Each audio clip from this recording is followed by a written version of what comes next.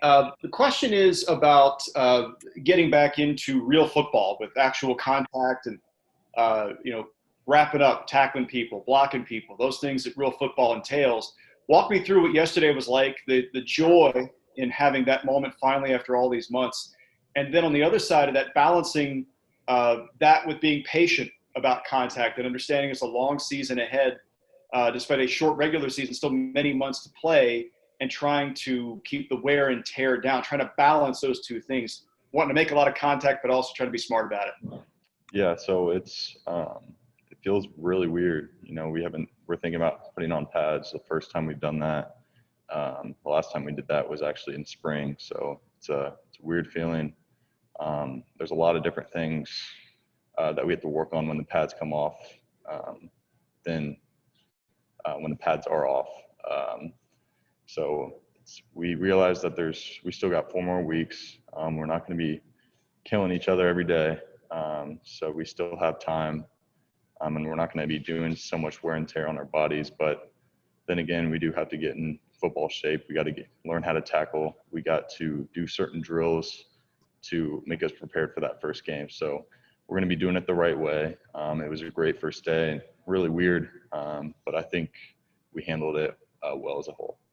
And Pete, a big factor in that is the fact that you have so many veteran players at your position group in particular. You've got 4 seniors who played a ton of football, all kind of leading that group. How much does that experience, your shared experience as a group, lend itself to playing this preseason and building up to this weird year that it is, intelligently and doing it correctly with the best proper technique and intelligence of making sure you arrive at the first game in your best possible position? Yeah, I think it's great knowing that our linebacker group is one of the most knowledgeable groups on the whole side of the defense, and I think that really helps in our favor.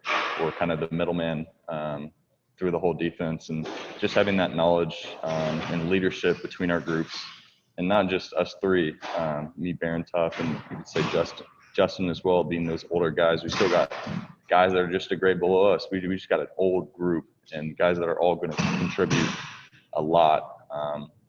And that really is working for our favor because we got a young secondary.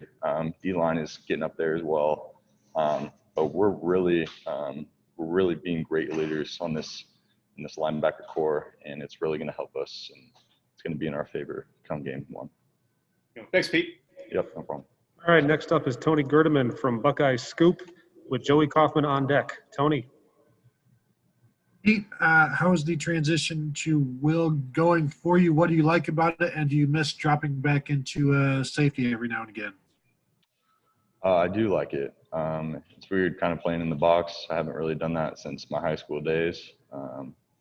But it is a good feeling, a good transition. I feel like I have the opportunity to make maybe a little bit more plays, but it's just an opportunity to show more of my versatility. And I think I've done a great job transitioning, and just a lot more vocalization I need to do. And it's a good feeling having guys like Tuff on my side, being the mic, and then younger guys that I can learn from as well, that have played the position for a long time.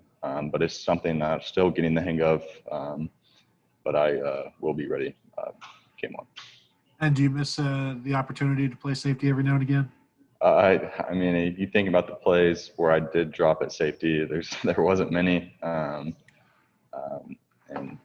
the plays that I did, hopefully the offense didn't know that, because seeing a big guy like me at safety is not always the best thing.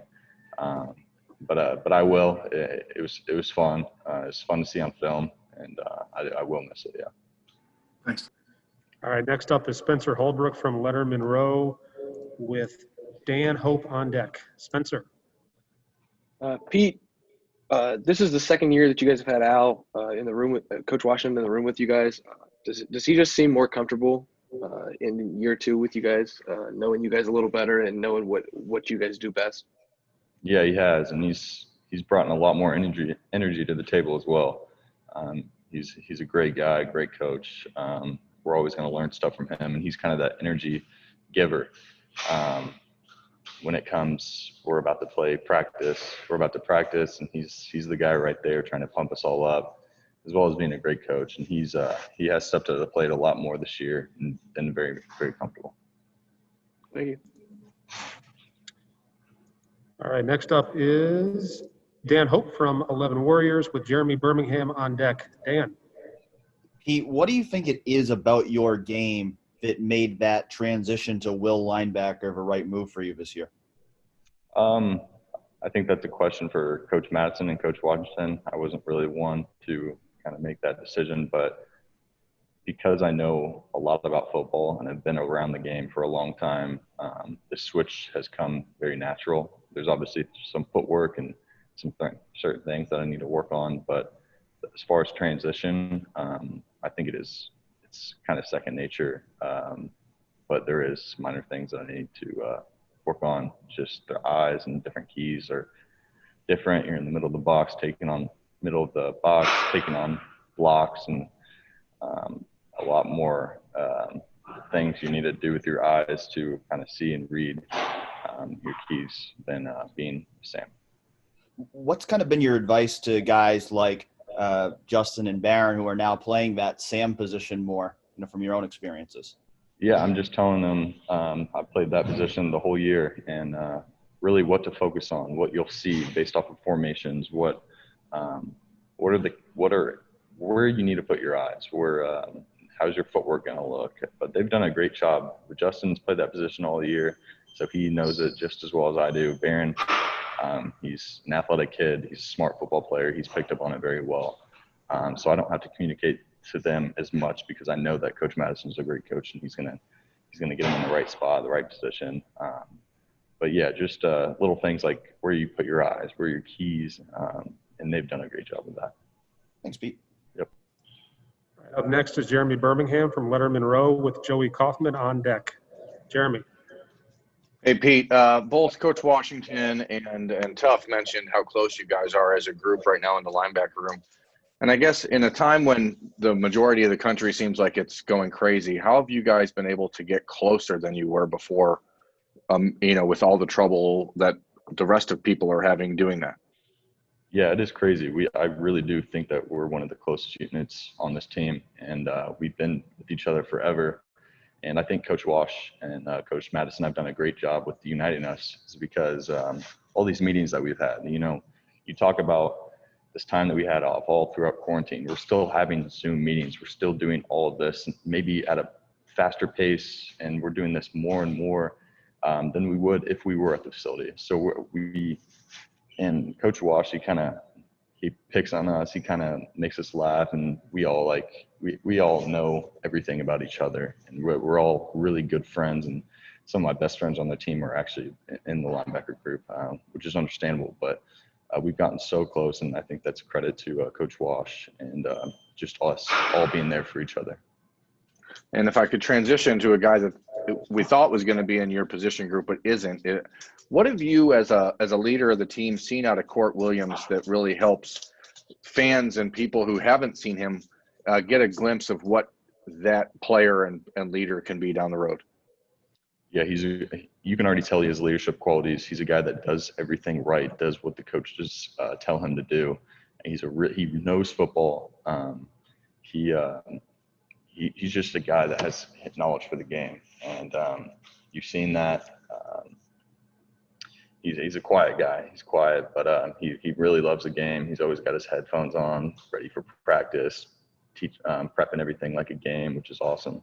But yeah, you can tell he's ready, and once he gets that opportunity, and especially in the future, he's gonna make people like what they see. Thanks.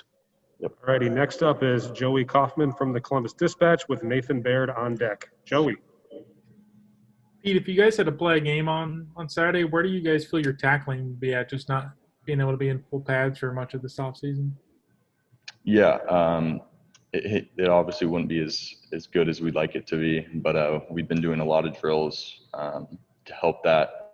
And there's not much you can do. There actually is more than you would think that you can do to help tackling, and that is tracking the hip, tracking the ball carrier, because that's almost 80% of how to get a guy down is tracking. So, and we can do that without pads on, but it would be a little bit worse but give us this time going up to game one and how we fly to the ball, how our defense pursues to the ball.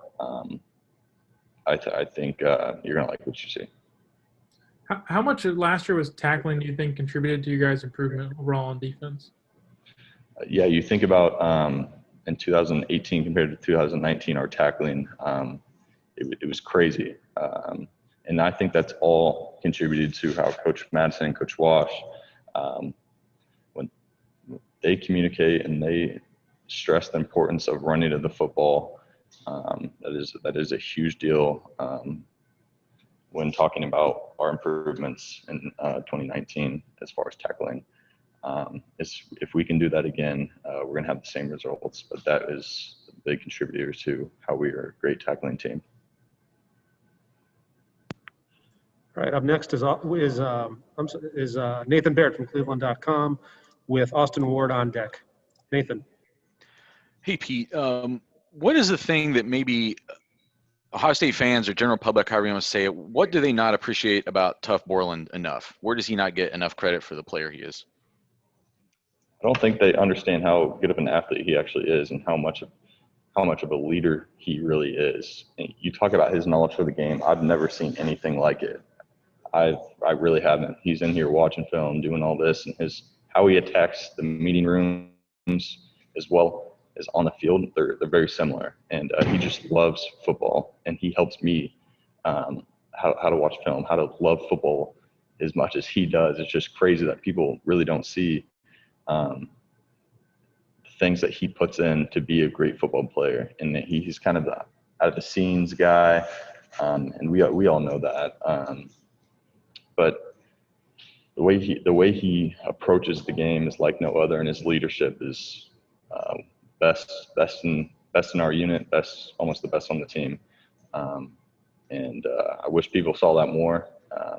But he's really worked hard this offseason to focus on his body and his athleticism. And I think what you see out of him is going to be great. All right, we got time for just a couple more for Pete, and we will start with Austin Ward from Letterman Row. Austin.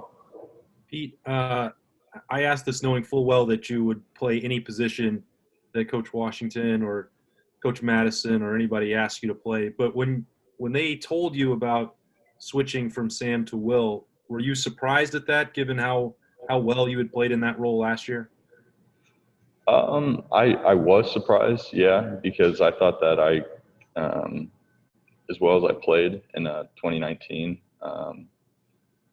I would have improved and strived a little bit more going into next year. But they saw what I did in the box a few plays during Sam, and they really liked it, and they saw that in the Clemson game. And I think with switching me and Barron, showing different versatility options, and I think they really liked that. And I think they thought it would favor our defense a little bit more. Having a disciplined guy in the box, I think, is something that they thought as well. But I was a little bit shocked knowing the way I played the previous year. But then again, the coaches know what they're doing.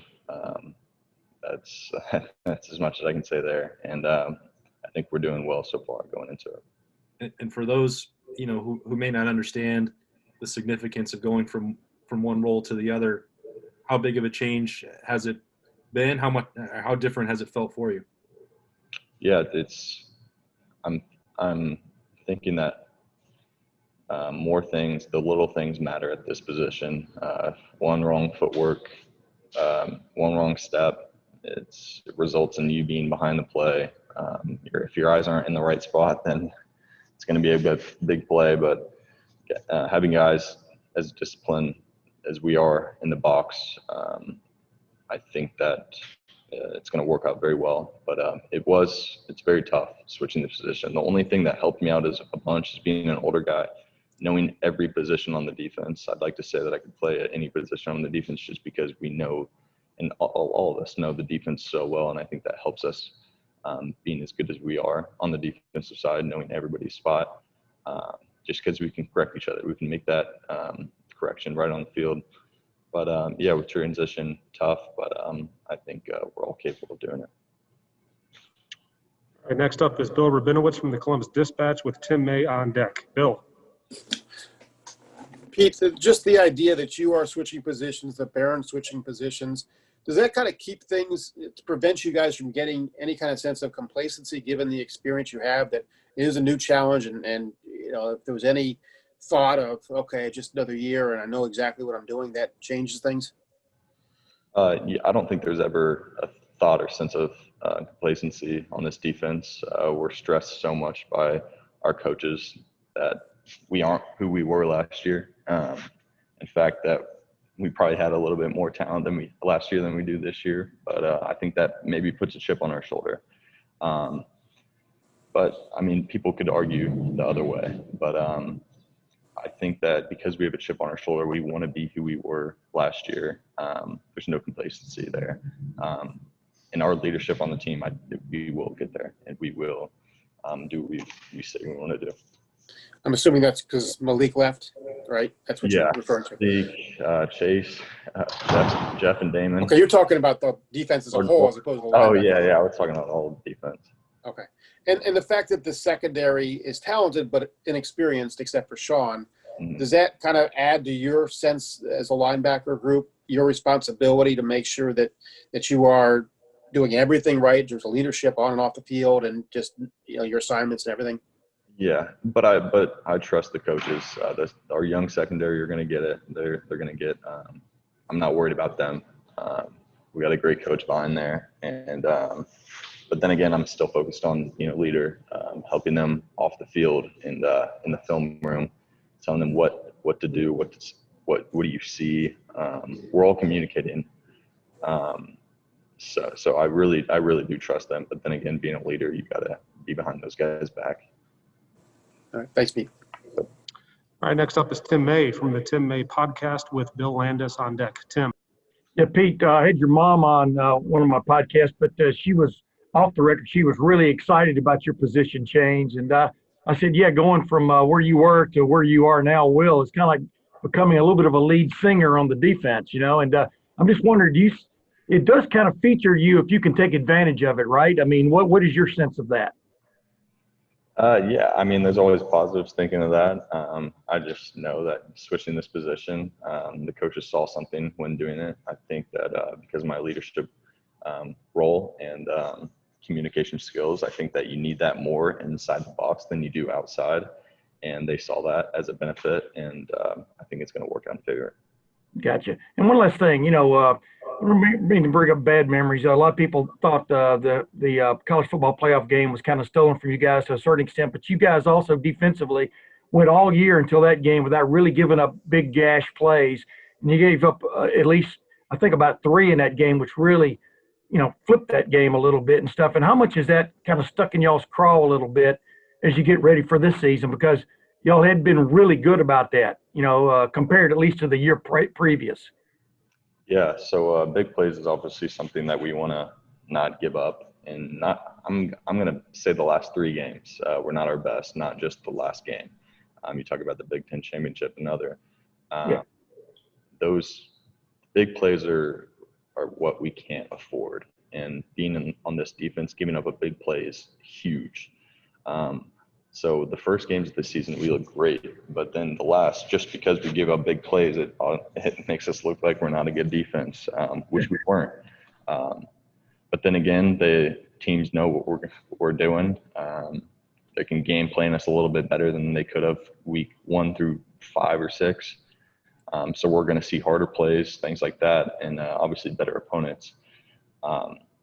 So it requires more discipline on our parts, and we can't do what we did there. And we're obviously watching film of the last 3 games, and our coaches even mentioned it today. Watch the film of the last 3 games. We weren't who we were at the start of the season. Yeah. All right. Thanks, man. Yeah, no problem. All right. And this has been the last set of questions for today. It'll come from Bill Landis from The Athletic. Bill. Hey, Pete, it felt like at times last year when you were in that Sam role that if they did take a backer off the field to put on an extra safety or whatever, it would have been that Sam position. Do you think now that you're at Will that essentially you were not going to come off the field. It didn't feel like Malik was ever really taken off the field all that much, and now you're kind of sliding into that role.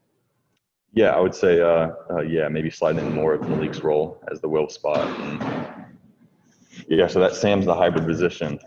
So on more like run dominant plays, that we're going to keep that Sam in. When we're thinking pass, third and longs, and we're throwing in a speedy, fast guy, which that's not more of me than one of these young nickel or corner guys. So who are maybe some of those guys then? If it's not going to be you who's in that kind of hybrid role, who do you think will come in and play some of those opportunities? We're still trying to figure that out. We don't really know the names yet, but we just know that when it comes to those long third down long situations, then we're going to have the right guy in the field. Thanks. Yep. Pete, really appreciate the time today. Thank you very much. Have a great practice. Yep. Thank you, guys.